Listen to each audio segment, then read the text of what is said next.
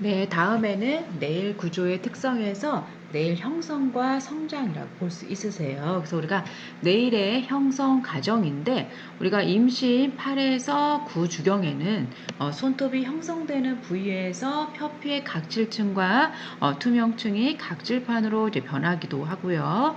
그 다음에 임신 10주에는 손가락 끝에 손톱이 형성되고 자라기 시작됩니다. 그 다음에 임신 12주에서 13주는 손톱의 성장 부위가 완성이 됩니다. 그 다음에 임신 14주는 손톱이 나타나기 시작해서 손톱이 자라는 모습이 이제 확인 가능하고요. 또 임신 17에서 20주는 완전한 손톱이 형성된다고 볼 수 있으세요. 그래서 우리가 발톱은 손톱보다 약 10일 정도 늦게 생겨난다라는 거 이제 알 수 있습니다. 자, 다음에는 내일의 형성 과정에서 내일 성장이라고 볼 수 있으세요. 그래서 우리가 내일은 매트릭스에 의해 만들어지고 계속 성장하기 때문에 자라나오기도 합니다. 그 다음에 손톱은 1일 평균 약 0.1에서 0.15mm 정도, 또 한 달에 약 3에서 5mm 정도의 길이를 자란다고 볼 수 있으세요. 그래서 손톱은 나이가 젊거나 임신한 경우 겨울보다 여름이 이제 빨리 자랍니다. 그 다음에 발톱은 손톱보다 2분의 1 정도 늦게 자란다 이제 볼 수 있고요. 또 손톱이 탈락한 후에 완전히 자라서 대체되는 기간이 약 5에서 6개월이라고 볼 수 있으세요. 그 다음에 손가락을 많이 움직일수록 빨리 성장도 하고요. 또 왼손잡이는 왼손의 손톱이 빨리 자라기도 합니다. 그래서 손가락마다 성장 속도가 다르다 이렇게 나와 있고요. 그래서 중지, 검지, 약지, 소지, 검지, 염지, 엄지 이렇게 순서대로 나와 있으세요. 자, 다음에는 이제 네일 구성의 성분인데요. 성분이 우리가 보면 케라틴이라는 섬유 단백질로 구성되어 있고요. 그 다음에 케라틴의 화학적 조성 비율은 탄소, 또 산소, 질소, 황, 또 수소 이렇게 우리가 퍼센트가 나와 있으세요. 그래서 구성되어 있다. 그 다음에 수분은 15에서 18% 함유되어 있다. 이렇게 볼 수 있으세요. 그래서 우리가 네일의 기능이 나와 있는데요. 손가락과 발가락의 끝부분이 보호되고 또 감염이라든지 또 외부 환경으로부터 손가락을 보호를 하고 그 다음에 작고 가느다란 물건을 집어 올릴 때 사용되기도 합니다. 또 몸의 건강 상태를 또 확인할 수 있고요. 또 방어와 공격의 기능이 있고요. 또 장식적인 미용의 기능을 한다 이렇게 나와 있습니다. 그래서 우리가 이제 건강한 네일이라고 볼 수 있는 거는 네일 바디가 네일 베드에 강하게 부착되어 있는 걸 말하고요. 그 다음에 15에서 18%의 수분 함유하고 있고 또 반투명의 분홍색을 띠고 둥근 모양의 아치형이어야 하고 또 표면이 매끄럽고 광택이 나기도 하고 윤기가 있어야 합니다. 또 갈라짐이 없어야 하고요. 또 세균에 감염되지 않아야 된다 이렇게 나와 있습니다. 그 다음에 네일의 분류를 보면 네일은 손톱과 발들의 총칭을 하고요. 또 자연 네일은 네일 표면에 아무것도 도포되지 않은 자연 상태의 손톱과 발톱을 말합니다. 또 인조 네일은 네일 표면에 다양한 네일 재료를 사용하기 때문에 인위적으로 만드는 손톱과 발톱을 말한다. 그래서 우리가 각종 미생물의 크기가 나와 있으세요. 그래서 곰팡이, 효모, 세균, 리케차, 바이러스 이렇게 나와 있습니다. 그래서 우리가 이제 미생물의 분류를 보면 비병원성 미생물과 병원성 미생물로 이제 나뉘는데 비병원성 미생물은 인체 내에서 병적인 반응을 일으키지 않는 미생물로 유익한 세균이라고 볼 수 있으세요. 그래서 세균의 약 70%가 비병원성 세균과 부패와 분해를 시키는 데 중요한 역할을 하고요. 또 식품을 가공하거나 항생물질로도 이용되는 발효균, 효모균, 곰팡이균, 유산균 이렇게 있습니다. 그래서 우리가 병원성 미생물은 인체 내에서 병적인 반응을 일으키며 증식하는 미생물이라고 볼 수 있으세요. 세균의 약 30%는 병원성 세균이기도 하고요. 또 인간의 감염과 질병의 가장 많은 원인이 되기도 하고 또 형태에 따라서 구균, 간균, 나성균 그래서 구분되기도 하고요. 또 세균 바이러스와 리케차, 진균 등이 있다 이렇게 나와 있습니다. 그래서 우리가 미생물의 분류는 이렇게 세균에 대해서 나와 있고요. 여러분 이거는 한 번씩 훑어보겠습니다. 그래서 바이러스균도 있고요. 하나하나 진균 또 이렇게 나와 있습니다. 온도에 따른 미생물 영향을 미치는 요인도 나와 있습니다. 요거는 그냥 넘어가겠습니다.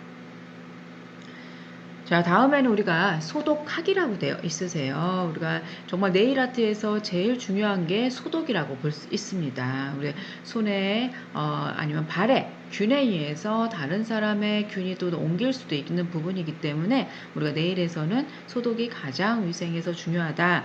그래서 소독은 정의를 보면 소독은 병원 미생물의 활동력을 파괴해서 감염력을 없애는 것이기도 하고요. 또 소독의 대상은 병원 미생물로 비교적 약한 살균력으로 또 병원성 미생물의 성장을 저지하거나 파괴함으로써 감염의 위험성을 제거하는 것이다. 이렇게 나와 있습니다. 그래서 일반적으로 소독과 함께 혼돈하여 쓰이는 용도로 멸균과 살균, 방부 등이 있고 또 소독의 효과는 멸균과 살균과 소독, 방부 순으로 나와 있습니다. 그래서 우리가 소독의 정의를 보면 여러분들 국가시험에서도 많이 나오는 부분이에요. 멸균은 병원성, 비병원성 미생물 및 포자를 가진 것으로 전부 사멸과 또 제거하는 것이라고 해서 무균 상태라고 볼 수 있으세요. 다음에는 살균, 물리적, 화학적 처리로 생활력을 가지고 있는 미생물을 급속히 사멸하는 것을 말합니다. 소독은 물리적, 화학적 방법으로 병원성 미생물의 생활력을 파괴해서 죽이거나 또는 제거하여 감염력을 없애는 것이라고 볼 수 있으세요. 다음에는 방부, 병원성 미생물의 중식과 성장을 억제해서 부패나 발효를 방지하는 것이다. 나와 있습니다. 그래서 소독제 및 소독작용이 있으세요. 소독제는 소독제 사용 및 보존의 주의사항이에요. 우리가 소독에서 많이 이제 국가시험에 나오는 부분인데요. 소독 대상 물품의 적당한 소독제와 소독 방법을 선택하고 또 병원 미생물의 종류라든지 또 소독의 목적, 소독법, 시간을 고려해서 선택해야 되고요. 또 희석한 소독제는 장기간 보관하지 않는다. 그 다음에 소독제는 밀폐시켜 냉함소에 보관한다. 이렇게 나와 있습니다. 또 소독에 필요한 조건이 있어요. 소독에 영향을 미치는 인자가 온도, 수분, 시간, 자외선이고요.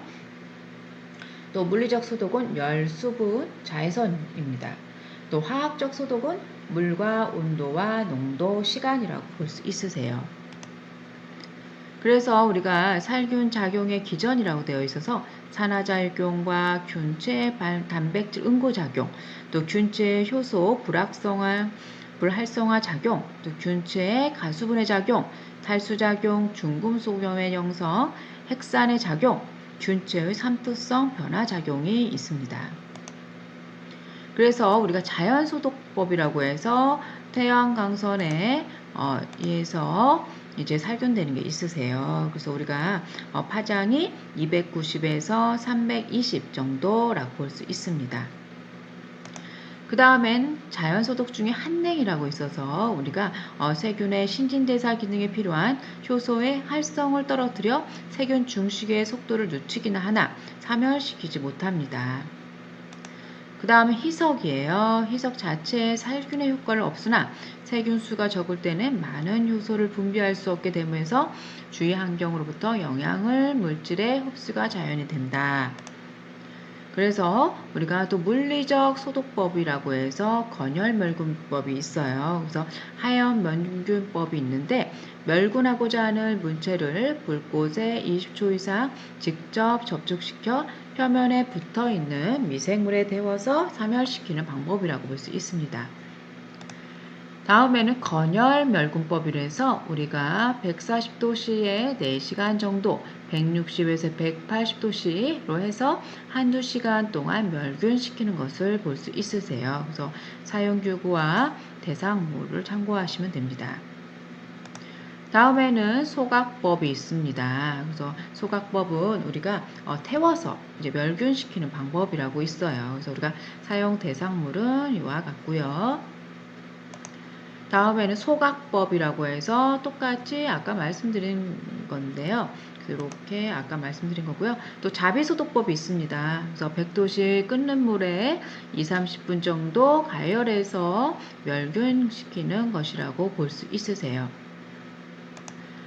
그 다음에 수별멸균법이라고 해서 저온소독법이 있습니다.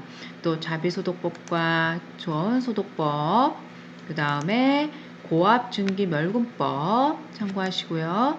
간헐멸균법, 이렇게 방법, 물리적 소독법에 대한 4가지 방법이 나와 있습니다.